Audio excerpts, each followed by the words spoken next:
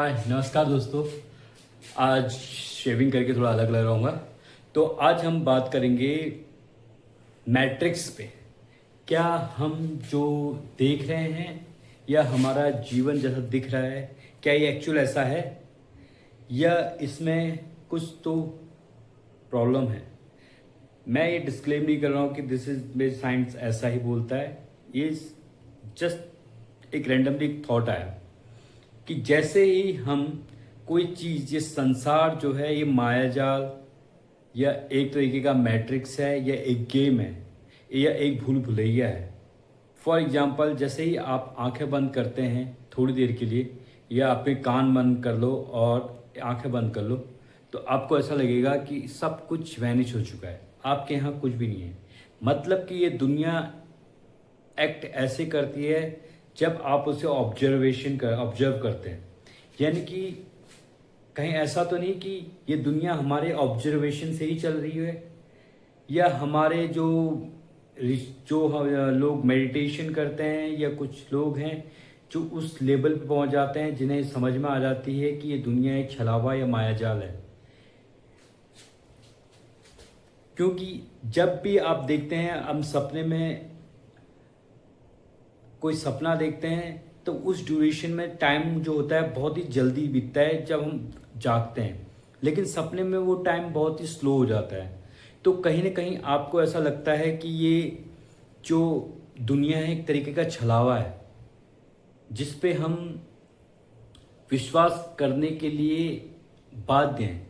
अगर सपने से न जगाया जाए तो वो टाइम ड्यूरेशन बहुत शॉर्ट हो जाता है और आप उसमें ही खोए रहते हैं और सारी चीज़ें आपको फील तक यही होती है कि ये सच में रियल है। कहीं हम ऐसा तो नहीं कि हम किसी सपने में ही जी रहे हों और ये जो चीज़ें कर रहे हैं ये भी एक सपना हो, जैसे हम अवेक या जिसे हम डेथ कहते हैं, वो एक तरीके का हमारा सपने से जागना हो। तो एक तरीके से ये एक हाइपोथेसिस है। इसमें मैं ये भी नहीं कह सकता कि मैं कंटिन्यू सही हूँ और मैं ये भी नहीं कह सकता कि मैं कंटिन्यू रूप में गलत हूँ। Because the thing is that कि ये दुनिया में, जैसे आप मुझे वॉच कर रहे हैं, आप मुझे देख रहे हैं, तो इसका एक माध्यम है ये कैमरा, और जिसमें मैं जब रिकॉर्डिंग कर रहा हूँ अभी के टाइम पे, आप उस टाइम पे पहुँच रहे हैं इनडायरेक्टली। क्योंकि जब मैं ये रिकॉर्ड कर रहा हूँ उस समय आप लोगों को मेरी बात, जब आप ये रिकॉर्ड देखेंगे तो उस समय आपको रियलाइज होगा कि मैं क्या कह रहा हूँ।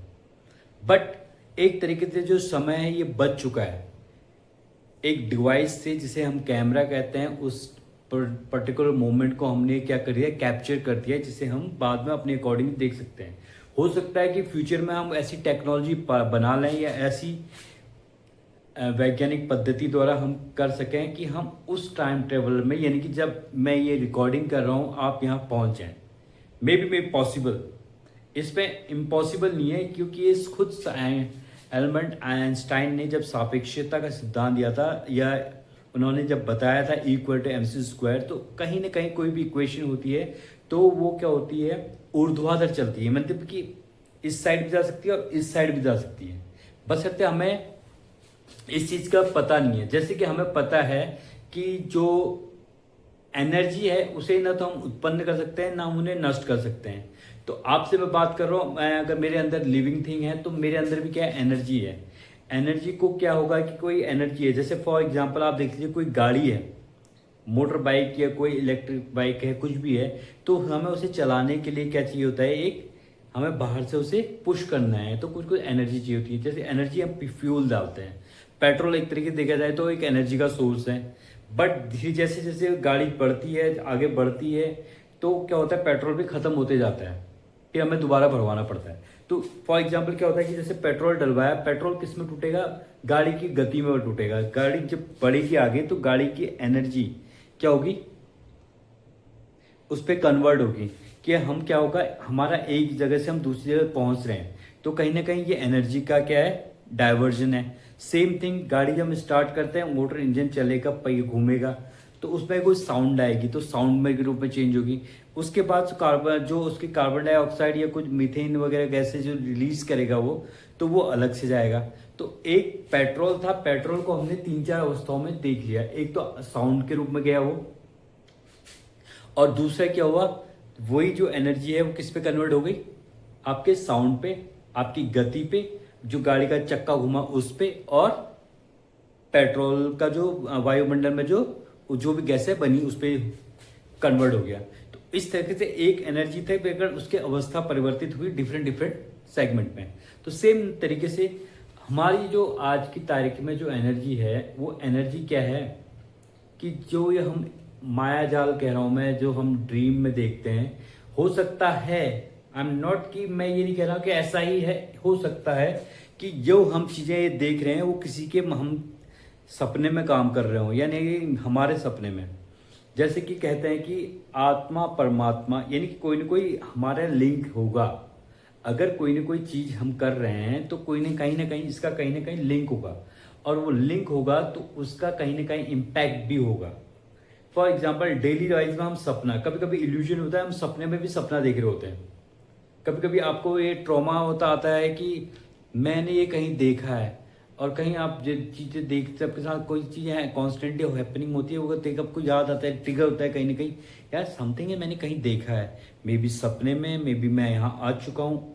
तो ये चीज़ें कहीं ना कहीं एक पॉइंट करती हैं कि ये जो दुनिया है ये कहीं ना कहीं एक लूप है जिसमें हम ट्रैप्ड हैं, या हम जिस पे के लिए बनाए गए हैं, या आप ये कह सकते हैं कि वीडियो गेम है। तो वीडियो गेम की तरह जैसे कि है, एक कैरेक्टर होता है, उसमें एक आपको एक कैरेक्टर चूज करना है, और उसमें क्या करना है, आप उसकी रिकॉर्डिंग खेलते हैं।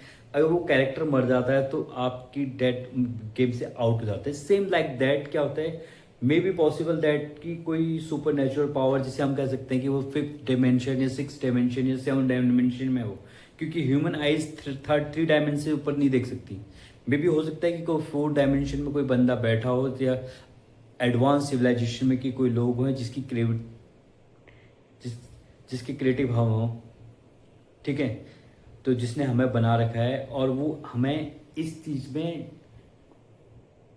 टाइम कर रहा है। क्या हो सकता है कि हम जो चूज करते हैं, हम लोग कहते हैं कि यार हम अपना करियर बनाएंगे, हमारा फॉर्चून ये है, हो सकता है डेस्टिनी हमें चूज करती है।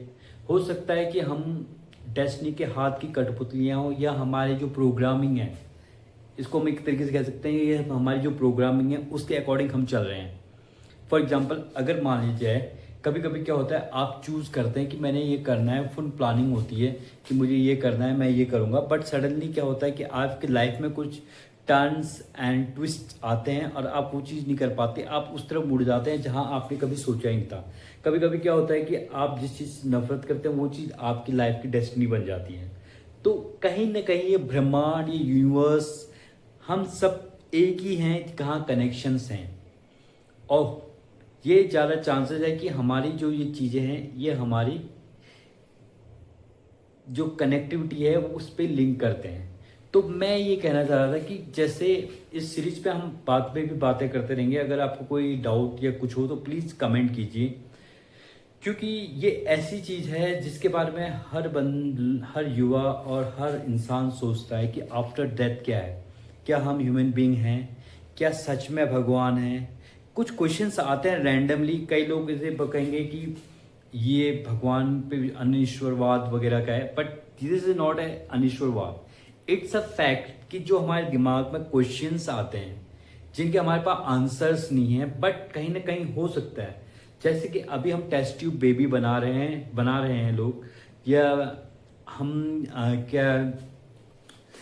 हम हाइपर लूप बनाने की सोच रहे हैं। हम क्या करते हैं कि हम एक तरीके का मैटर बनाने की स्थिति में हैं। तो हो सकता है कि हमसे जो एडवांस सिविलाइजेशन है, जिसे हम गॉड या भगवान या अल्लाह जो भी कहते हैं, उनकी ही हम क्रिएशन हो, क्योंकि और ऐसा भी हो सकता है कि उनका डायमेंशन ही कुछ ऐसा है कि जो हम नहीं देख सकते।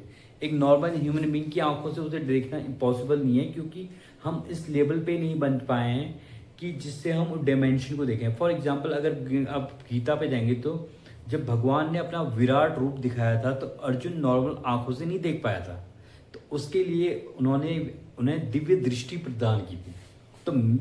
तो इसका रेफरेंस यही है कि आपको उस सुपर नेचुरल पावर को देखना है तो उसके लिए कोई ना कोई आपके पास मीडियम होना चाहिए, ऐसा मीडियम होना चाहिए जिससे आप उसे देख सकें।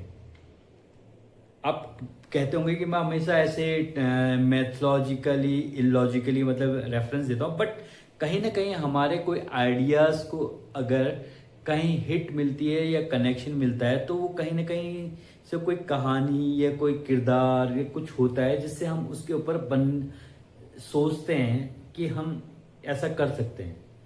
तो मे बी अगर ये सच है कि जो लाइफ है और ये हम किसी और की लाइफ में के पार्ट हैं या हम किसी गेम के पार्ट हैं, तो इस क्वेश्चन के साथ ही मैं आज ये विराम करता हूँ। अगर आपको भी अच्छा लगा तो हम इसको आगे चर्चा करेंगे और इस पे हम फिर और मॉडर्नाइज करेंगे, जिस पे कि आपको क्वांटम फिजिक्स में और आइंस्टाइन के अकॉर्डिंग या रेमैन के अकॉर्डिंग या बड़े बड़े जो बुद्धिजीवी हैं उनके अकॉर्डिंग या हमारे धार्मिक जो विद्वान हैं उनके अकॉर्डिंग ही हम बात करेंगे। Thank you. आपको अगर कुछ भी इसमें लगे तो इसमें जो भी मैंने बातें कही हैं वो तथ्यात्मक हैं और कहीं ना कहीं जिज्ञासावश पूछे गए प्रश्न हैं। अगर इससे किसी की सम्मान को ठेस पहुंचती है तो उसके लिए मैं क्षमा चाहता हूं।